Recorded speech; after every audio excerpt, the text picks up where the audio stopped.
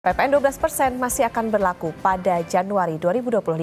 Apa dampaknya bagi masyarakat dan juga pada popularitas Presiden Prabowo karena tetap memberlakukan kebijakan tidak populis? Kompas Bisnis sudah bersama Fuad Bawazir, Menteri Keuangan 1998 dan pernah menjabat sebagai Direktur Jenderal Pajak tahun 1993 sampai 1998. Selamat pagi Pak Fuad. Selamat pagi. Pak Fuad, kalau kita melihat sekarang kan juga banyak aksi penolakan PPN 12% yang semakin meluas. Padahal prinsip pajak ini adalah keadilan dari rakyat kembali ke rakyat. Masifnya penolakan ini, indikasinya apa sih Pak? Apakah ini memperlihatkan bahwa masyarakat selama ini merasa bahwa kebijakan pajak ini tidak adil? Enggak. Ketidakadilan itu dirasakan oleh masyarakat itu bila memang terasa berat lah, terutama pada kantongnya nih kalau bicara pajak ini kan. Nah sekarang ini kebetulan lagi keadaannya memang banyak masalah, sedang bertubi-tubi lah ya.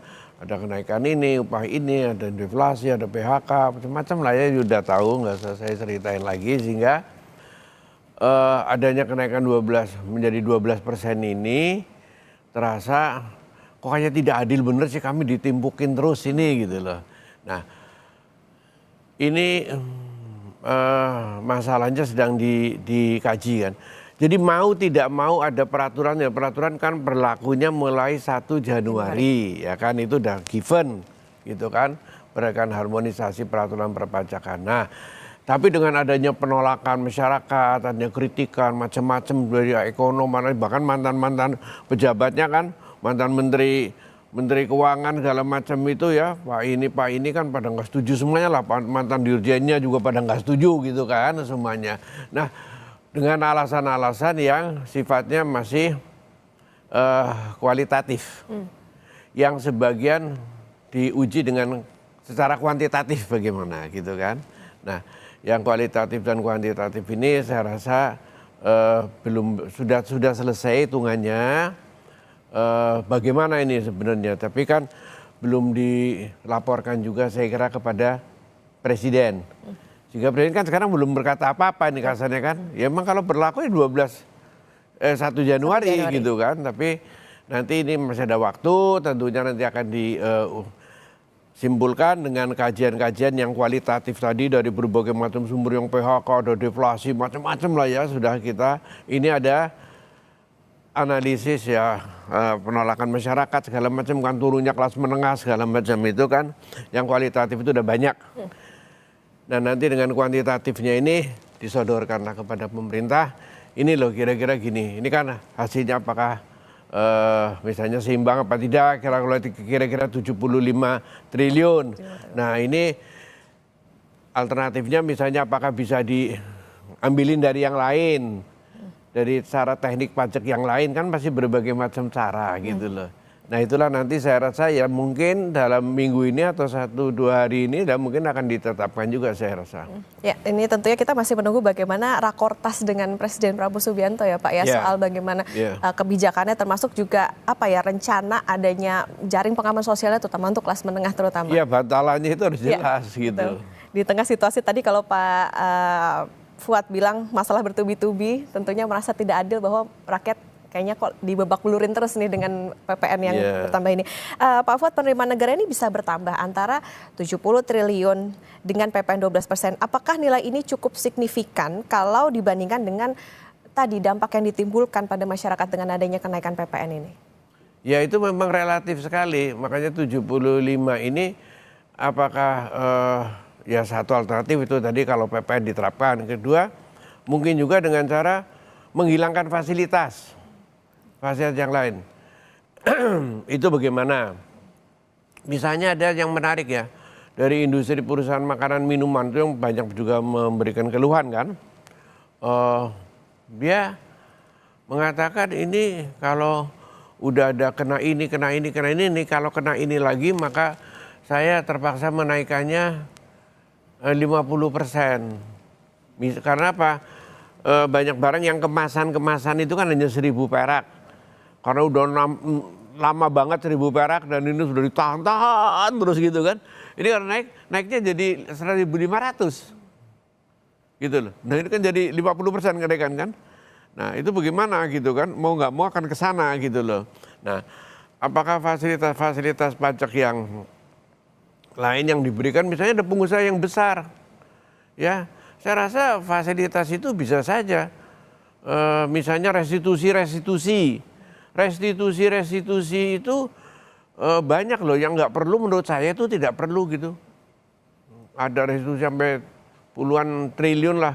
Itu aja restitusinya kan duit sudah di tangan pemerintah, nggak usah keluar lagi itu kan. Nah itu juga bisa pengganti gitu loh.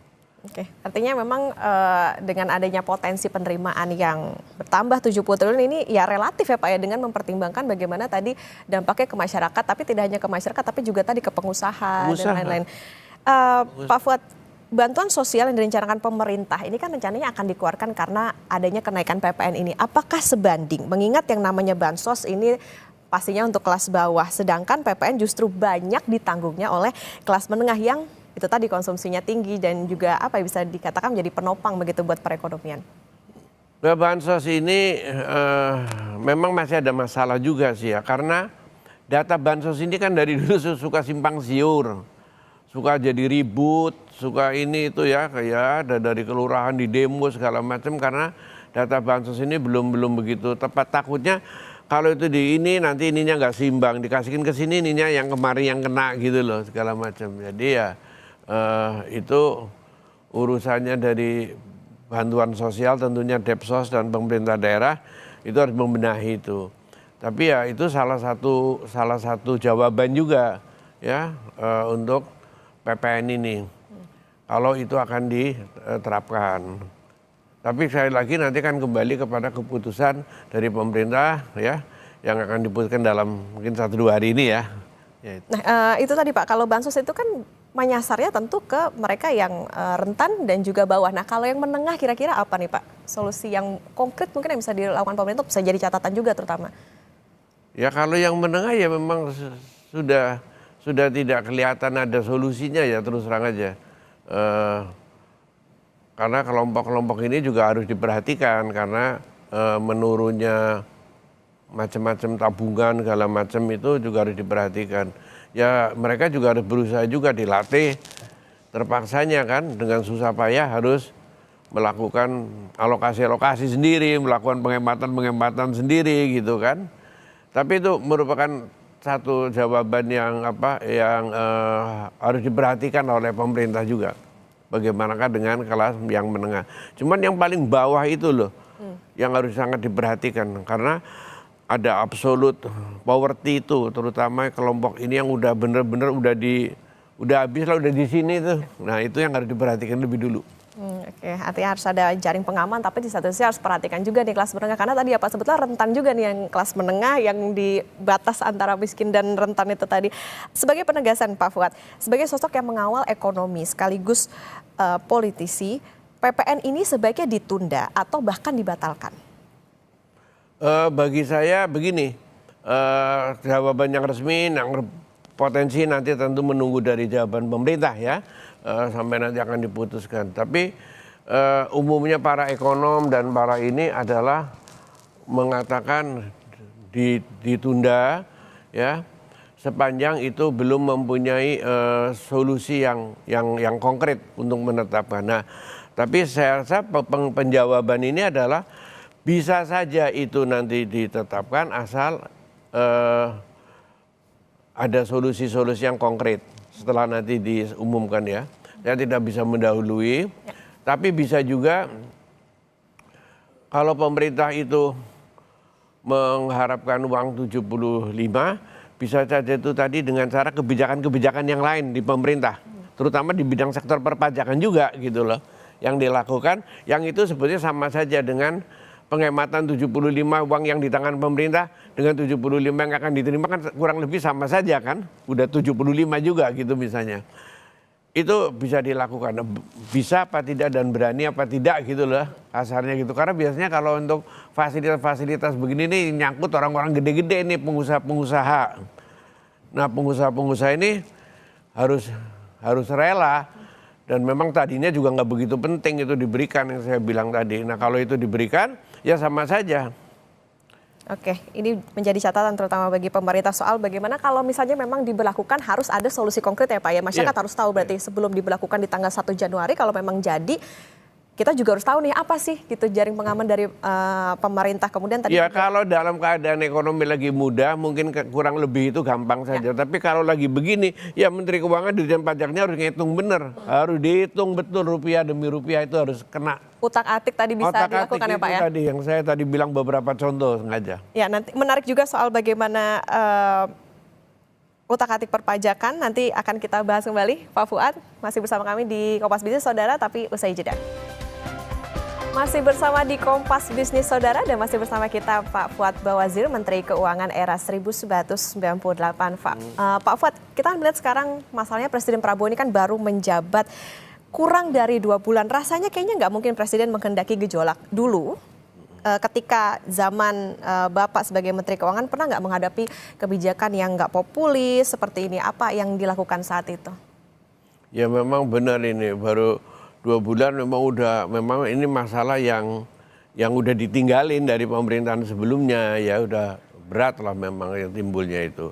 Dan ini sekarang yang harus dihadapi oleh Presiden sekarang ini.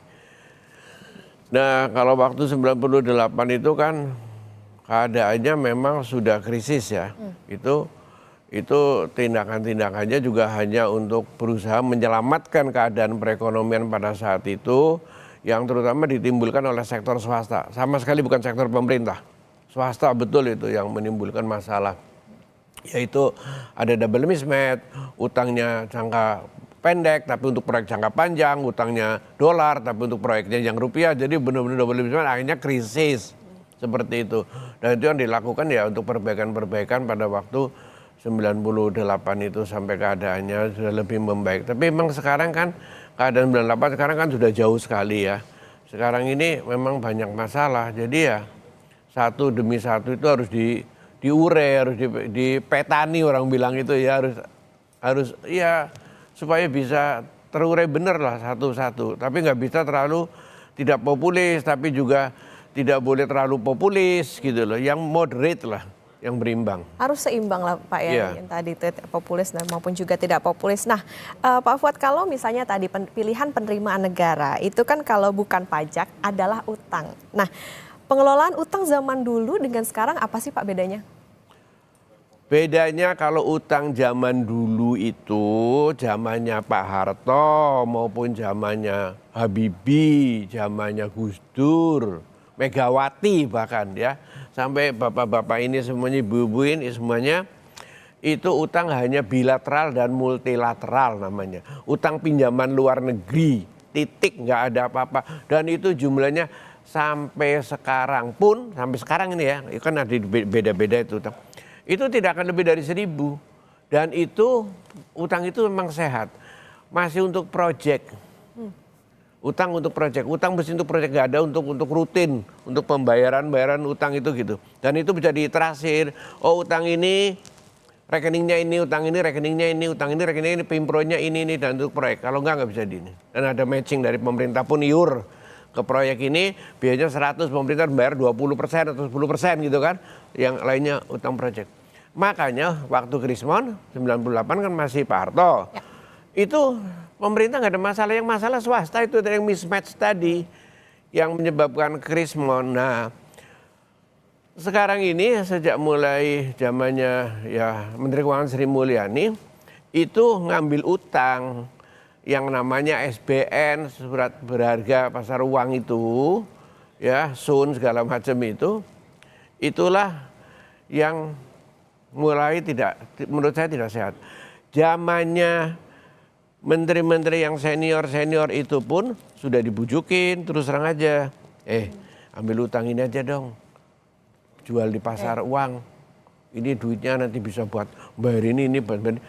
Kita nggak mau karena kita tahu ini bakal nanti sekali kau memulai kau tidak bisa mengakhiri. Kita khawatirnya begitu. Jadi kita nggak mau. Nah Bu Sri lain lagi. Mulai memperkenalkan surat berharga pasar uang. Lepas kendali, terus terang aja menurut saya lepas kendali. Sekarang sudah sampai berapa? 8.000 lebih kan, hampir 9.000. Nah yang itu yang utang tadi itu cuman 1.000 triliun saja. Tapi sekarang udah nggak bisa kembali. Kalau mendadak itu nggak mungkin kerem kan sekarang. Karena kalau mau mulai kok tidak mungkin mengakhiri dengan cepat, dengan ini pelan-pelan. Terus hanya bisa akan dikendalikan, akan turun. Kendalikannya gimana caranya kan nggak pernah diuraikan. Kendalikannya apa, caranya apa, senjatanya apa, nggak pernah. Jadi kalau utang jatuh tempo kita ngambil utang lagi untuk nutup yang jatuh tempo. Jadi gaya lubang tutup lubang itu Pak? Gaya lubang tutup lubang. Jadi itu uangnya sekarang dipakai buat apa? Duh, uangnya mana? Uang utangnya ini yang nggak bisa ketahuan. Jawabannya kan pasti sekarang begitu. Karena apa? Karena sudah nyampur dengan uang yang lain. Bisa untuk bayarin gaji, bahkan untuk THR, untuk apapun bisa dari situ. Sekarang udah nyampur nggak karuan. Kalau dulu kan nggak. Dulu untuk apa? Project. Untuk project. Ini sekarang untuk makan, kasarnya untuk rutin gitu loh. Dibayarin. Nah, jadi sekarang susah sendiri. Apalagi kan mau jatuh tempo tahun depan kan. Banyak yang jatuh tempo kan. Berarti catatannya utangnya bisa dikatakan tidak produktif gitu Pak? Menurut saya kurang produktif, jujur ngomong aja. Karena kepake, makanya buktinya apa? Kurang produktifnya itu utangnya juga tinggi. Tapi pertumbuhannya segitu-gitu juga. Ya kan? Malah lebih tinggi zamannya dulu.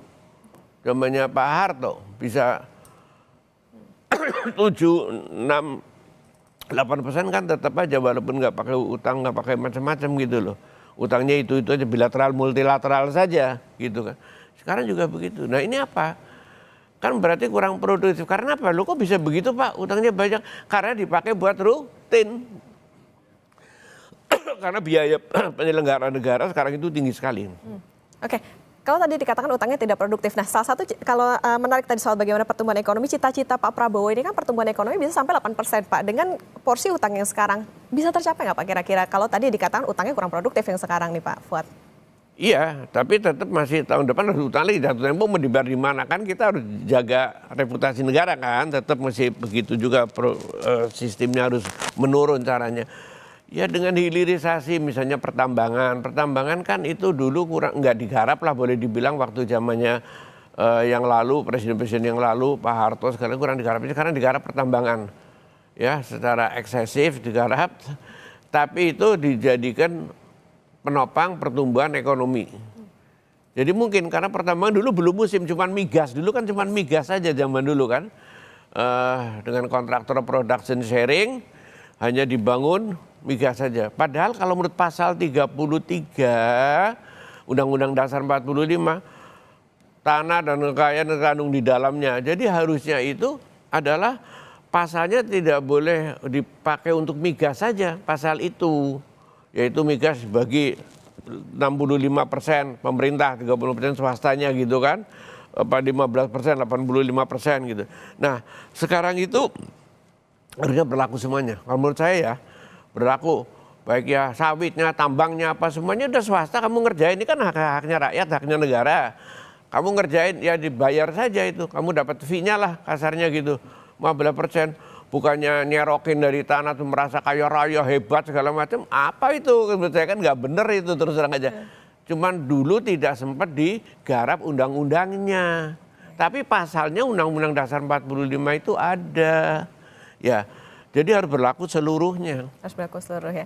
Pak Fuad, menarik kalau kita melihat bagaimana di segmen sebelumnya Pak Fuad sempat menyinggung soal bagaimana pengampunan pajak untuk orang kaya nih Pak. Nah masalahnya saat PPN berjalan, PPN-nya nambah 12%. Ini tentu tadi catatannya adalah bisa menekan bagaimana kelompok menengah sampai ke rentan tadi.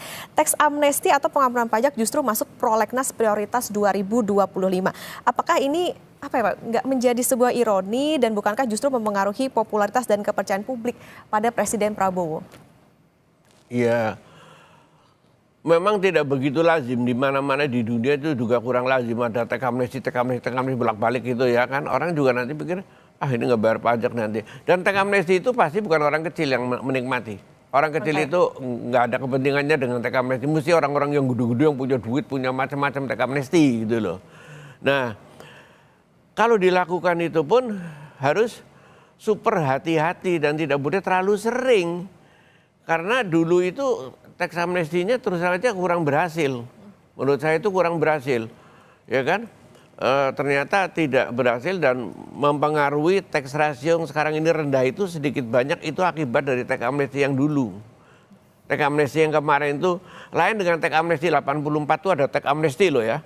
Teks amnesti 84 itu kan dari dulu tuh official assessment terus diubah menjadi self assessment, itu perubahan yang sangat drastis. Ya, dari sistem perpajakan itu diberlakukan pengampunan pajak. Itu jadi ada alasannya. Orang suruh melaporkan sendiri itu hartanya dari tadinya ditetapkan oleh negara. Nah, itu ada alasan. Dan sekarang ini harus cari alasan yang tepat. Dan sekali ini tanggal amnesti ya nantilah kapan tahun, berapa puluh tahun lagi baru ada teks amnesti gitu loh. Kalau teks amnesti lagi, orang ya bilang, lah apaan itu? Kalau dibilang harus hati-hati, berarti pertimbangannya apa Pak ketika mengeluarkan teks amnesti? Apakah sekarang saat yang tepat untuk mengeluarkan teks amnesti bahkan masuk ke Prolegnas 2025? Saya tidak tahu itu apa tepat apa tidak, mesti dikaji dulu benar. Untuk dikaji benar kalau teks amnesti harus hati-hati. Tidak boleh sembarangan. Untuk teks amnesti harus dikaji, jangan cuman ini kayaknya kekayaan ini ya, ini nggak boleh begitu harus. Nanti saya kira Pak Prabowo akan teliti soalnya. Harus hati-hati dan juga harus teliti. Pak Fuad, 7 kementerian minta tambahan anggaran di saat penerimaan negara juga lagi seret. Nah, logis nggak Pak permintaan ini? Lebih bagus menghemat yang sekarang. Lebih bagus menghemat yang sekarang. Menghemat yang sekarang itu jangan terlalu membebani Direktorat Jenderal Pajak, Kementerian Keuangan ya. Yang sekarang ini dihemat, coba itu pengeluaran itu terus terang aja itu bocornya masih banyak. Masih. Kalau itu saja kalau itu dihemat tuh kemudian dikembangkan ke yang lain itu masih bisa, saya yakin bisa. Itu. Nggak usah nambah aja begitu gampang, nggak boleh. Oke, ditambah sekarang ada kebijakan populis, salah satunya makan bergizi gratis ini ya Pak ya? Iya, itu kan bergizi kekaruan lah, itu ada memberikan kepada rakyat bantuan kan. Betul. Tapi ini pengeluaran itu kan untuk pembelian ini itu segala macam.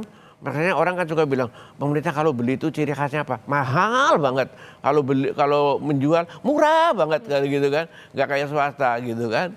Nah itu di semua tempat. Beli ini aja misalnya 100 jadi 500 gitu kan, nggak boleh begitu. Itu aja dihemat, belajar semuanya menghemat.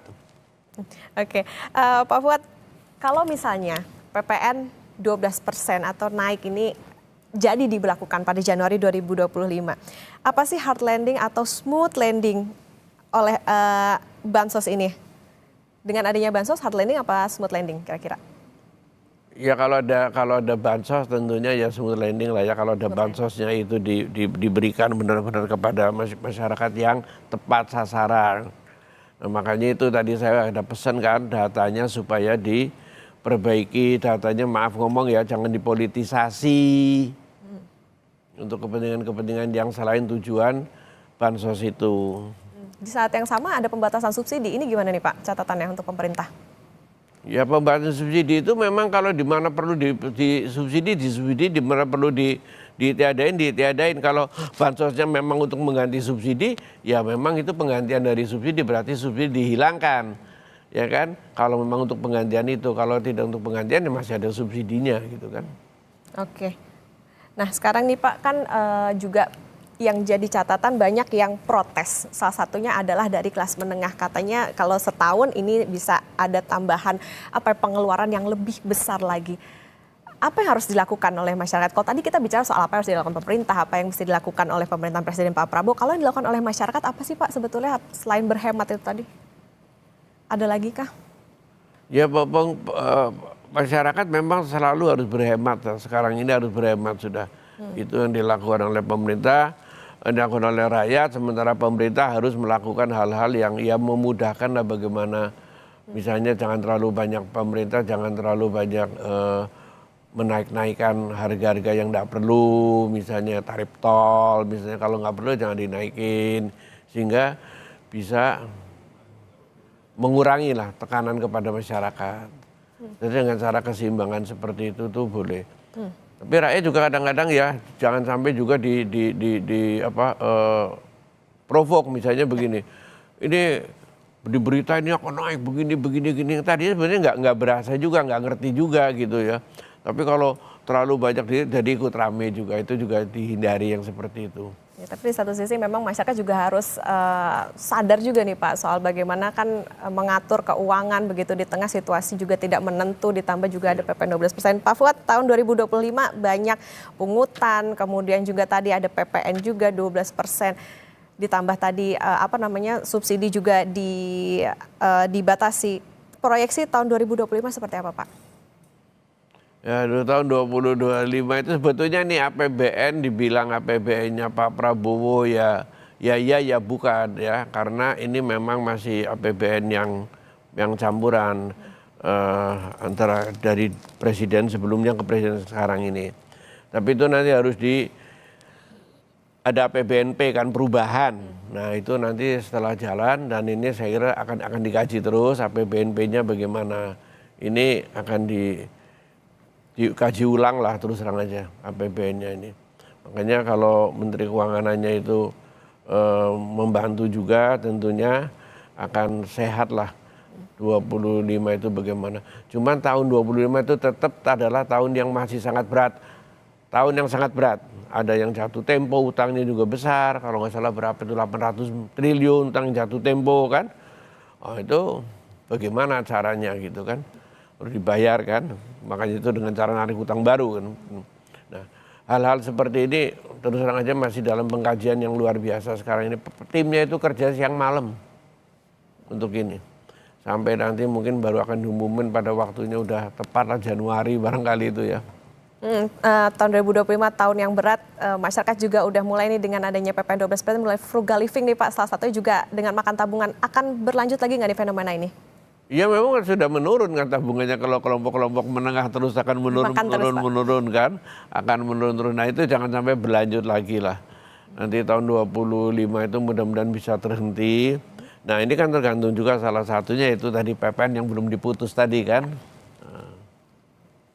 Oke, berarti memang ini menjadi catatan juga bagi pemerintah bahwa bisa aja tadi fenomena makan tabungan berlanjut, ditambah juga dengan adanya PPN. Kemudian tadi kalau pemerintahnya harus diperhatikan bagaimana utang yang sudah jatuh tempo. Ini nanti tentu kita akan tunggu bagaimana kebijakan selanjutnya, apakah PPN 12% ini, karena sekarang masih belum diumumkan ya Pak ya soal bagaimana diberlakukan atau tidak. Dan nanti jaring pengaman sosialnya gimana nih dari pemerintah dengan pemberlakuan PPN 12%.